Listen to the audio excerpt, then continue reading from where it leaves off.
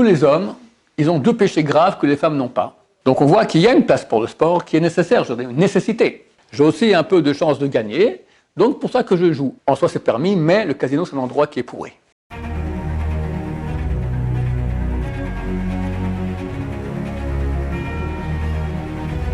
Ce jour est dédié pour la délivrance, la santé, la parnassa, donc le bon gagne-pain et le shalom bayit de Nathanaël ben Eliaou, Bezrat Hashem. À la question de Binyamin. Oui, alors moi je me demandais, est-ce que les activités sportives étaient en contradiction avec l'avancée spirituelle? Est-ce que le fait de se focaliser sur le corps, ça ralentirait pas un peu la tchouva, quoi? Ok. Donc quelqu'un qui veut servir Dieu, qui veut faire tchouva, se rapprocher de Dieu, donc il va mettre beaucoup d'efforts dans tout ce qui est spirituel. Toi, tu te poses la question, si maintenant il se focalise sur le sport, c'est plus le corps, c'est pas trop spirituel, donc qu'est-ce que ça peut le freiner? Alors tout dépend, un, dans quelle quantité, deux, dans quelle intention. L'homme doit, pour survivre, s'occuper de la matière aussi. Il doit manger, il doit boire, il doit dormir, il doit se marier, d'accord? Il doit travailler, gagner son pain aussi, etc. Alors qu'est-ce qu'on fait? C'est vrai que c'est contraire au but réel de la vie qui est se brancher avec Hachem. Mais Hachem nous a mis dans ce monde-là parce qu'il veut qu'on sanctifie la matière. Ça veut dire, quelqu'un il va manger parce qu'il a faim. Bon, c'est pas interdit. Mais il est écrit dans toutes tes voies, sache-le, parlons de Dieu, et il ajustera tes voies. C'est-à-dire que normalement, un bon juif, quand il mange, il doit penser qu'il mange maintenant pour avoir de la force pour servir Hachem. Quand il va dormir, il doit penser je dors maintenant pour avoir de la force pour servir Hachem. Quand je vais faire un petit tour dans la nature parce qu'il veut un peu se changer les idées, nous on fait avec Mr. Hachem une petite excursion cette semaine avec la yeshiva. Alors c'est pas on va aller kiffer, d'accord, on va un peu se changer les idées, en fin d'année on a beaucoup investi, on va maintenant pour avoir plus de force après de nouveau mieux investir dans la Torah et dans le service d'Hachem. Si on fait cela dans cette intention, c'est une mitzvah. Et idem le sport. Là, il y a encore une mitzvah supplémentaire, c'est écrit « V'nishmartem me'od nefshotechem ». 612 mitzvahs de la Torah concernent toutes les choses spirituelles. Par un biais matériel, de ne pas manger de porc, le fait de voir la côtelette de porc et pas la manger, je fais une mitzvah, d'accord? Faire Birkat Amazon, j'ai mangé, je fais une mitzvah, mais ce sont des choses spirituelles. Il y a une qui est le corps pour le corps. C'est, vous ferez attention à votre santé. Vous ferez très attention à votre santé. De là, dans cette mitzvah de la Torah, il se trouve inclus toutes les lois de santé. Le fait de manger de façon saine, faire du sport, conduire de façon saine, d'accord, traverser la voie en regardant à gauche, à droite avant de passer, pas se mettre en danger, d'accord, tout faire pour être en bonne santé, arrêter de fumer, etc. Pas commencer à fumer, d'accord, etc. Et c'est écrit beaucoup. Donc il est clair que le sport, c'est nécessaire. Alors Besson Abashaoul, dans sa vieillesse, il était très affaibli, il avait un AVC, il avait le corps, aucun organe qui fonctionnait bien. Mais il a dit, je regrette que je n'ai pas fait plus de sport. Donc on voit qu'il y a une place pour le sport qui est nécessaire, je veux dire, une nécessité. D'accord? Attends, si quelqu'un le fait dans un esprit qui est matériel et c'est tout, alors c'est une perte de temps. Et c'est vrai que ça va le freiner dans la volonté d'Hachem, dans le service de Dieu. Mais s'il le fait pour être en santé, pouvoir vivre plus longtemps, pour pouvoir mieux servir Hachem, etc., c'est béni. Alors ça, c'est donc dans l'intention et la quantité. Il faut trouver une quantité qui est pas trop peu et pas trop beaucoup. D'accord? Si quelqu'un va faire 3 heures de marche tous les jours pour le sport, ça ne va pas. On est tous d'accord que c'est du bitul Torah. Si vous voulez, aujourd'hui, avec les appareils digitaux qu'on peut mettre dans les oreilles, d'accord, tu peux faire du sport en faisant ta page de Gemara, en écoutant un shiur de Moussar, de Avram Shaya par exemple, d'accord, ou d'autres, il y en a beaucoup mieux. Donc on peut joindre les deux. Et l'utile et l'agréable. Utile faire du sport et l'agréable et écouter. Ou au contraire, l'agréable faire du sport et utile d'écouter la Torah. Donc oui, dans une mesure qui est intelligente et surtout dans une intention qui est la bonne intention, parce que non seulement le sport, mais tout ce que Hachem a créé dans le monde, tous les plaisirs du monde, ils ne sont pas créés pour le plaisir, ils sont créés. Il y a un Yetzirah de plaisir, mais on doit l'utiliser pour Hachem. À part Shabbat, où il y a une mitzvah d'avoir du plaisir. D'accord? Si j'ai bien compris, c'est simplement pour s'entretenir, mais si on veut chercher des objectifs ou améliorer nos capacités, ça devient un peu un problème. Je ne peux pas te répondre bien parce que je n'arrive pas à comprendre c'est quoi améliorer ses capacités. Si quelqu'un maintenant il veut améliorer ses capacités pour être en bonne santé, pour servir Hachem, où est le problème? La question te dit, non mais si il fait dans cette optique, ça veut dire que déjà il ne fait pas pour Hachem, il fait pour quoi? Il fait pour quoi? Parce qu'il suit un programme, parce qu'il est en concurrence avec des gens. L'addiction.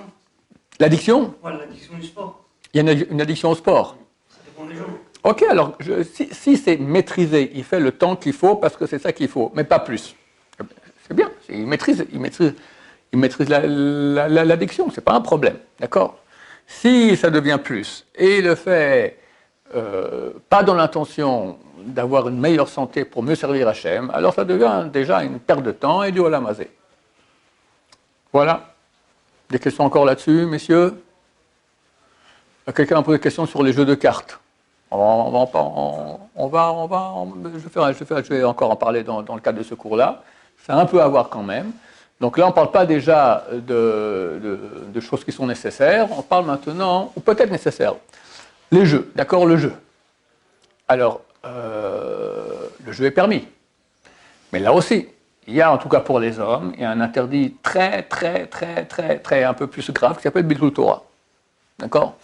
Vous savez que lorsqu'on prie pour quelqu'un, c'est bien de prier pour un tel, fils de sa mère, et pas de son père. Ou quelqu'un qui est décédé, alors on fait une ashkava, on fait une prière des morts pour, on dit son prénom, fils de sa mère, pas de son père. La seule fois où on appelle quelqu'un par son père, c'est quand il monte à la Torah. Parce que les gens ne sont pas censés savoir le nom de sa mère, on veut savoir de qui il s'agit, donc on dit un tel fils de un tel, Yuda ben Yitzhak par exemple, d'accord? Quelque chose comme ça. Et pas de sa mère qui s'appelle qu'est-ce que j'en sais. Pourquoi? Alors deux raisons ont été données. Le Zohar dit d'abord on est plus certain que sa mère est sa mère que son père est son père. Oh. Et en Baruch Hashem, chez les gens plus ou moins normaux, on va dire dans 10 000 cas, son père est son père et tu aurais pu appeler par le père. La deuxième raison, elle est terrible. Elle dit comme ça. Tous les hommes, ils ont deux péchés graves que les femmes n'ont pas. Tous les hommes. Ces deux péchés sont Zeral Batala, semence en vain, et Bitul Torah. Le fait que tu peux étudier la Torah et tu perds ton temps. Maintenant, ces péchés-là, ça amène beaucoup de dinim, de force de rigueur d'Hachem sur la personne. Maintenant, quand tu vas rappeler une personne en disant fils de son père, tu rappelles son père avec toutes les forces de rigueur qu'il y a avec. Donc c'est pas conseillé. Tu pries maintenant pour un malade. Qu'est-ce que tu rappelles maintenant les forces de rigueur? Au contraire, il faut rappeler les forces de miséricorde. Donc tu vas appeler le type au nom de sa mère, parce que sa mère n'a pas ces deux articles d'accusation terribles qui sont la semence en vain. Beaucoup de gens, bon après on peut dire carrément presque tous les hommes ont vu la semence en vain dans leur vie, Hachem Ishmor, et presque, les grandes générations n'ont jamais, d'accord? Et Bitul Torah, c'est marqué qu'on devra rendre compte même du temps de Bitul Torah d'avaler la salive, d'accord? Qui n'a pas quelques bonnes heures par jour de Bitul Torah, en tout cas de longues minutes de Bitul Torah. Le Golgan de Vina, une fois par année, il fait son compte comme ça, il pleure à chaudes larmes pour 8 minutes qu'il avait perdu que pour lasser ses chaussures. Il faisait du Bitul Torah pendant qu'il assassait. On peut pas, quand on touche les chaussures, on ne peut pas étudier la Torah. On peut en penser la vérité, mais pas en parlant. Dieu a dit, je suis prêt à pardonner l'adultère, l'idolâtrie, l'assassinat, mais pas Bitul Torah. Donc, ce n'est pas une chose qui est légère. Et bien qu'on voit beaucoup de gens qui font Bitul Torah, ça veut dire que Dieu dit, bon, ça va, je passe l'éponge. Non, c'est une chose qui est grave. Alors, tu me dis maintenant jouer aux cartes. Ce type a étudié 10 heures de Gemara maintenant, puis il veut un peu se changer les idées. Et c'est nécessaire qu'il se change un peu les idées. Il veut jouer aux cartes, pas de problème. Mais si maintenant il n'a pas étudié tout le temps qu'il peut et il joue aux cartes, Bitul Torah, qui peut aller lui dire, ça va. Ce qu'on peut dire, c'est que, écoute, le type il vient d'arriver à la Shiva, il n'est pas encore dans le cours, on ne peut pas lui faire 10 heures de Torah non-stop par jour, il ne tiendra pas le coup, il va péter un câble. Ok, dans ce cas-là, vas-y, c'est bon. Dieu comprend que tu dois aller à ton rythme. Mais tout le monde comprend qu'il peut y avoir facilement des exagérations et on joue, et on joue, et on rejoue, et on rejoue, et on rejoue. Ça, c'est une chose. Quand c'est Shabbat, Bitul Torah est 1000 fois plus grave. Et il y a aussi un problème de borer. Parce que quand tu as tes cartes et que tu prends une carte que tu ne veux pas, tu l'enlèves, c'est borer. Parce qu'il y a un mélange. Quand c'est celle que tu veux, ça va. Mais celle que tu ne veux pas, c'est un problème. Jouer pour de l'argent, alors ça c'est, ou pour autre chose, d'accord, ça c'est clair que c'est interdit.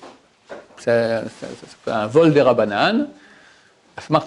même si quelqu'un est prêt à mettre de l'argent et à perdre cet argent, alors on dit, mais si tu sais à l'avance 1000%, enfin c'est certain, il n'y a aucun doute, tu vas perdre de l'argent. Tu mets l'argent, il dit, ben non, si je sais que c'est perdu, je sais que j'ai de fortes chances de perdre, j'ai aussi un peu de chances de gagner, donc pour ça que je joue. Mais en fait, après, quand il a perdu, il savait rétroactivement qu'il a perdu et qu'il n'était pas d'accord. Alors on dit, c'est un vol des rabbanan.